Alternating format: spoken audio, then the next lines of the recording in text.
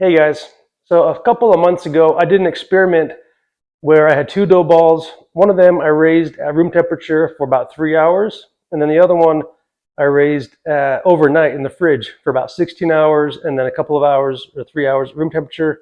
And I compared the two. What I learned was the dough ball that raised at room temperature tasted good, but the one that raised overnight was better. The overnight dough ball just had a lot more flavor, and the rim of the crust also had a lot more air bubbles. It was a little bit lighter, fluffier rim, which was good. So that's what I've been doing ever since. Now, I know some guys out there do really long fermentations in the fridge, multiple days. I've never even tried that before. I have had a few comments.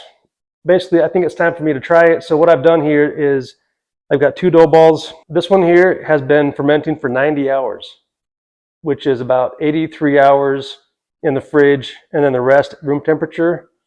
And then this other dough ball is my standard dough ball, where I made it last night. It was in the fridge for about 13 to 14 hours, and it's been at room temperature for about 3 hours. So I want to make the two and compare them and just see how they're different. So let's go.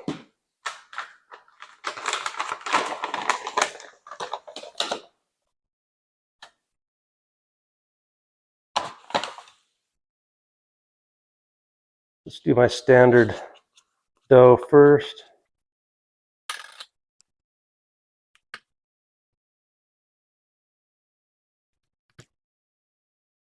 And I should mention that if you need to make dough fast, you can do it on one day. A 3 hour rise at room temperature, it works just fine. It's just not quite as flavorful and not quite as airy as leaving it in the fridge overnight.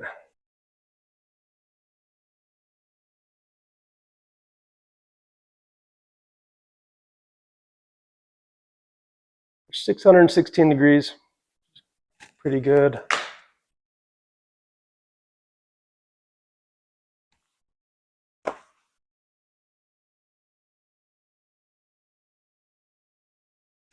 "75 grams of sauce.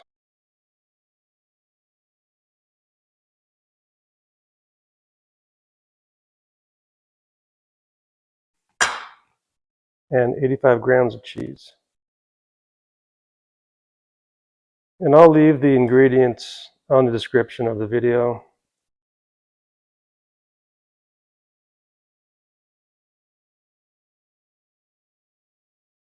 Let me put it in.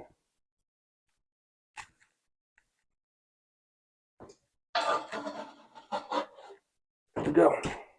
Okay, I'm gonna check back in about 4 minutes. Okay, it's been 4 minutes. Take a quick look. Yeah, that looks really good.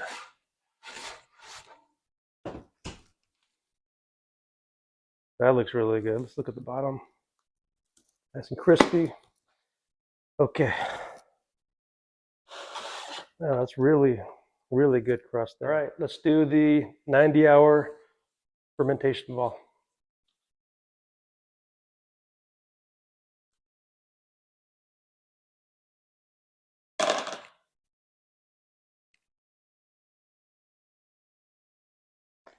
I'm really curious how this is going to turn out, because I think there might be like a maximum time of fermenting when the dough like has diminishing returns in its flavor. You know, like I don't think it's going to keep getting more and more flavorful forever and ever. Maybe it will, I don't know. The dough feels about the same, about the equal amount of stretchiness, but I am noticing some little tiny air bubbles along the rim. So it's going to be, I think, extra airy. Let's see.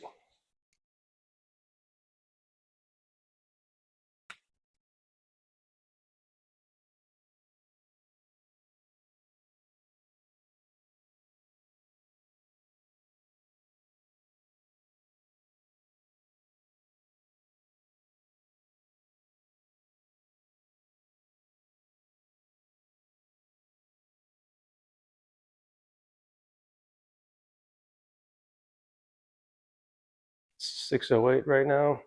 It was 616 a minute ago. So this is about as hot as we're going to get now.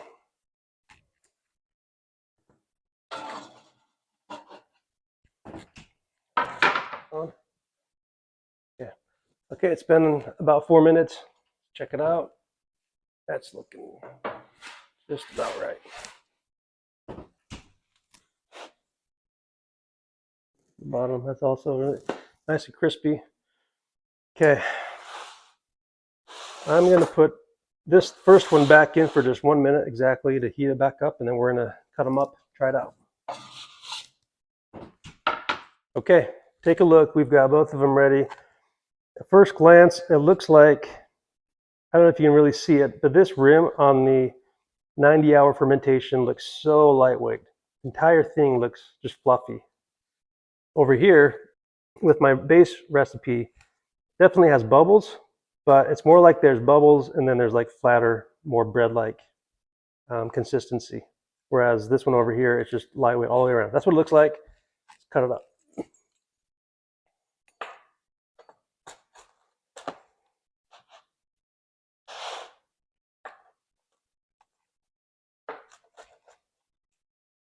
Just take a look at some of the rim. So you can see, nice big bubble there, nice bubble on the other side, bubbles. Here, over here, it's a little more bread-like. And I think if I was to keep cutting this, we'd see the same, like part more bread-like, where it's flatter, flatter, flatter, but also some big bubbles from here, in between. Here's a huge bubble right here. I pushed it down when I took it out, but it was a great big bubble right there. So that's the base recipe. Now let's take a look at the 90-hour fermentation recipe.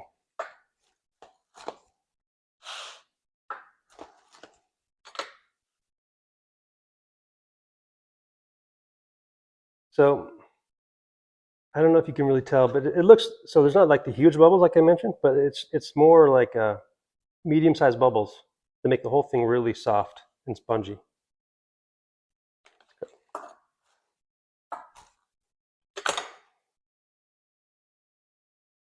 Same thing here, there. So it feels really lightweight, really strong, but it doesn't have so many of those big air pockets. This is about the biggest one in the whole pie. Whereas on my base recipe, I had some huge ones like that. So I don't know if one is better than the other. That's just the difference. Let's try the taste. Here's the base.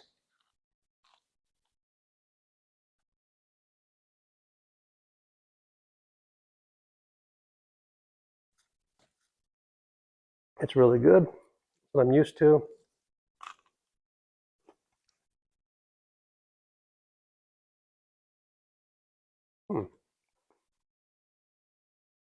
That actually does seem more flavorful.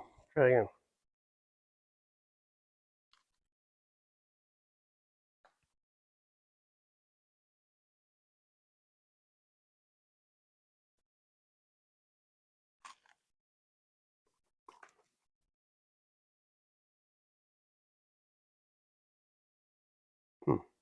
That's actually really, really good.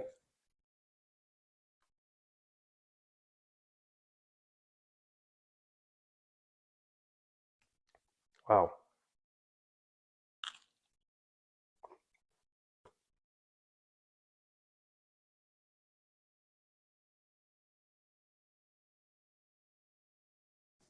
Gosh. Anything.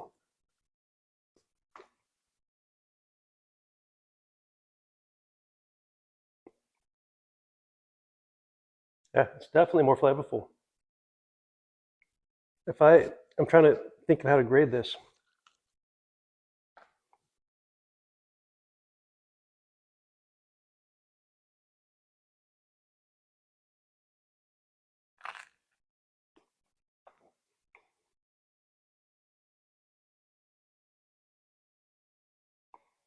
This might be my favorite pizza crust I've ever made. It tastes so good. I would say if this is a 10 out of 10, the 90-hour fermentation, my base recipe is like a 8 out of 10, which, depending on how much time you have, it may or may not be worth it to let this in the fridge for 4 days. And that was really good pizza, though. I'll try part with the cheese.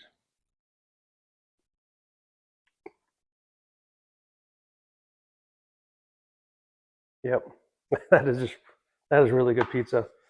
So there we go. I guess it was a good experiment.